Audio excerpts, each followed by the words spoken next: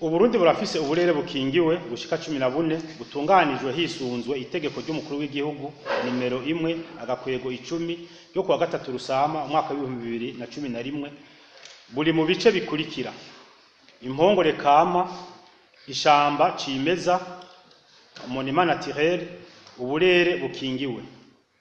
Ubwo burere bukingiwe nibwo burimwo ibinyabuzima bikiri kama, ariko hariho n'ibindi bice bidakingiwe ariko bifise akamaro mpuzamahanga nk'ikiyaga Tanganyika n'inkengera zaco, ari ibibanza bitunze ibinyabuzima kama byinshi ariko bitarashigwa mu burere bukingiwe kiretse igice co mw'isesero ry'uruzi Rusizi.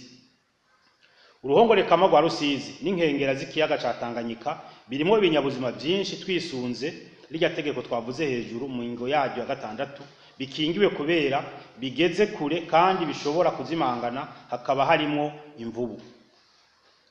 Imvubu rero zifashwe nk'izigeramiwe mu Burundi kubera ibitigiri vyazo bitaretse kugenda bigabanuka uko imyaka yagiye iragenda gushika aho ibitigiri vyazo vyoba bigeze ku 320 mu ruhongore kama rwa Rusizi.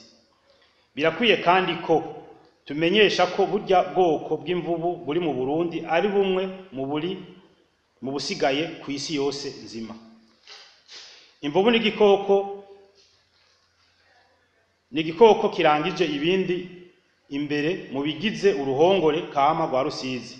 Naho tuzisanga mu bindi bice by'igihugu by'u Burundi nko mu Ruvubu, mu ruhongore kama rwa Ruvubu no mu biyaga byo mu ntara ya Kirundo. Ariko naho biri uko, imvubu zirageramiwe cyane no kugabanuka kugenda kuribonekeza kwazo zari zisanzwe zitegerezwa kuba muri urwo ruhigi rwazo. Naho ari igikoko kirya ivyatsi, imvubu irashobora kurya inyama mu gihe itagishobora kuronka ivyatsi ifungura. Imvubu rero irafise akamaro kanini ku binyabuzima biba mu mazi nk'amafi, kuko iyo iriko irasura mu mazi iratuma isi yo mu mazi yihindukiza, bigatuma haba ivangwa ry'isi hamwe n'amase yayo arimo ibifungurwa ibinyabuzima bito bito byo mu mazi bikenera cyane amafi. Ibikorwa byo kubaka ku nkengera z'ikiyaga Tanganyika muri za metero zikingiwe byarahungabanije cyane aho imvubu zisanzwe zikura ibifungurwa byazo kama.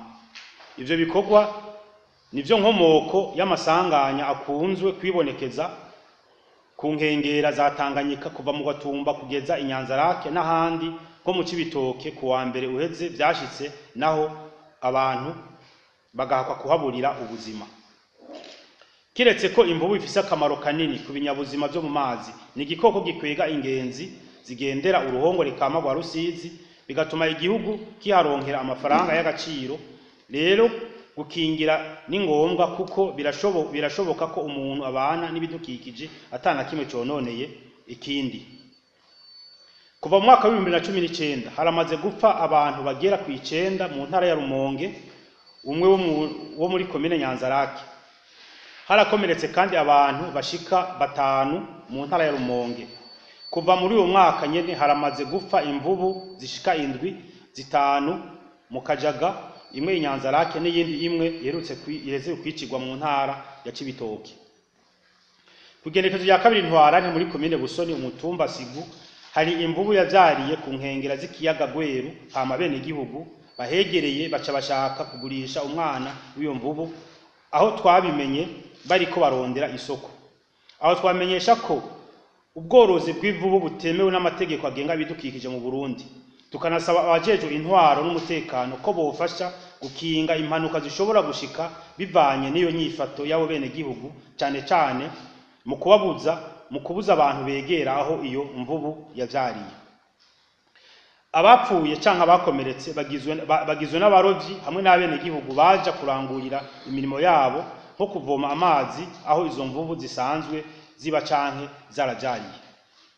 Birababaje kubona hari abantu bahasize ubuzima, tukaba tuboneyeho akaryo ko kwibutsa ko bibujijwe kurangurira imirimo muri zirya metero zibujijwe, no kuvuga imetero 150 ku nkengera z'ikiyaga Tanganyika n'imetero 50 mu biyaga vyitiriwe inyoni Lacos Oiseaux kuko ariho imvubu zikura ivyo zifungura. Ikigo kijeho gukinira ibidukikije mu Burundi BPE kirasubiriye gutera akamo abarundi bose n'abanyamahanga baba mu Burundi ko kwica imvubu kumvo iyo ariyo yose bibujijwe mu gihe ataruhusha rwatanzwe